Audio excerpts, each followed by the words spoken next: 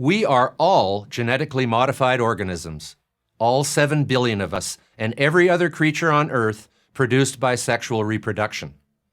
I point this out because genetically modified has become a loaded term that is misused to describe recombinant DNA biotechnology, one of the most important technological advances in the 10,000-year history of agriculture. Throw in bogus, Hollywood-inspired terms like Frankenfoods, killer tomatoes, and Terminator seeds, and you have the makings of one of the most groundless anti-science campaigns in the history of anti-science campaigns. We have been modifying the genetics of plants and animals since agriculture and the domestication of animals began. The anti-GMO activists counter. Nature never moves DNA from one species to another, therefore GMOs are unnatural. Not so. Genes have been moving across species boundaries since life began.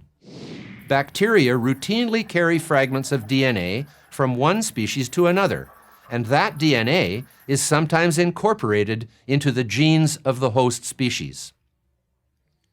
This random movement of genetic material has been one of the driving forces in the development of species.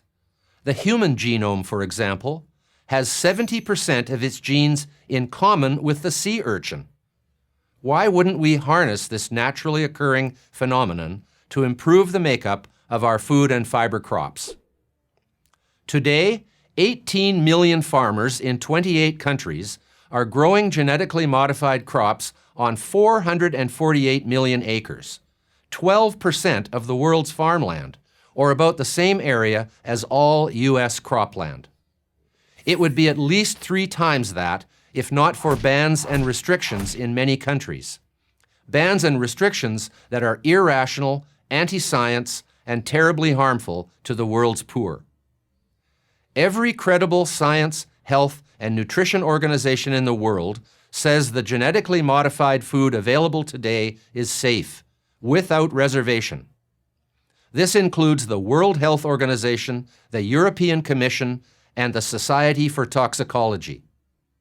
How many people know, for example, that the durum wheat used to make most of our pasta had its DNA modified by exposing seeds to high-level gamma radiation, and there is no labeling required? But what about those supposedly evil seed companies like Monsanto? Aren't they trying to control the world's food supply? First, let's remember, these companies are not weapons manufacturers or drug cartels. They're trying to make better seeds for agriculture. Second, the seed companies don't decide which seeds to plant. Farmers make that decision. The fact is, these companies have done massive good. Millions of people have nutritious food to eat thanks to their innovative work that has also reduced the use of pesticides. Recently, the first comprehensive study of genetically modified crop performance reported some surprising numbers.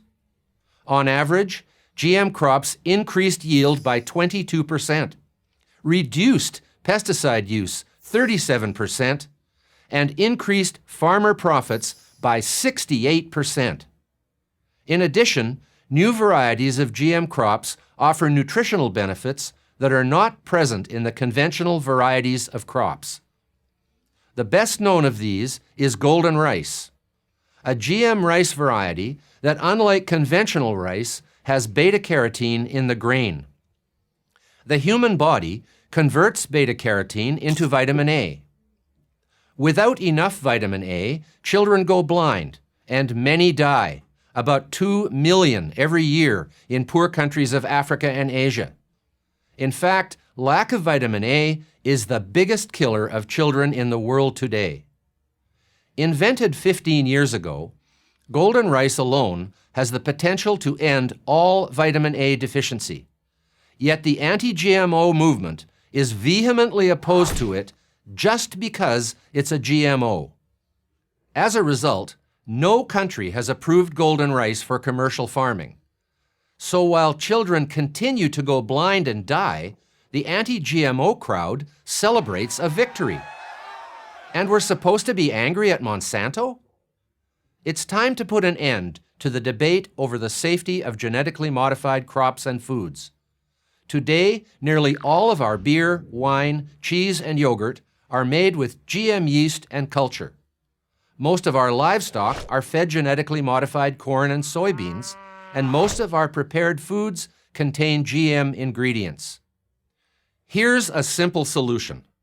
People who want to believe there's something sinister or unhealthy about GM plants should either buy food that is labeled non-GM or pay more for so-called organic food. The rest of us, the ones who embrace science, can get on with healthy and productive lives. I'm Patrick Moore, co-founder of Greenpeace for Prager University. Join Prager University. Click here to subscribe to our YouTube channel. Click here to sign up for free at prageru.com for quizzes, contests, and prizes.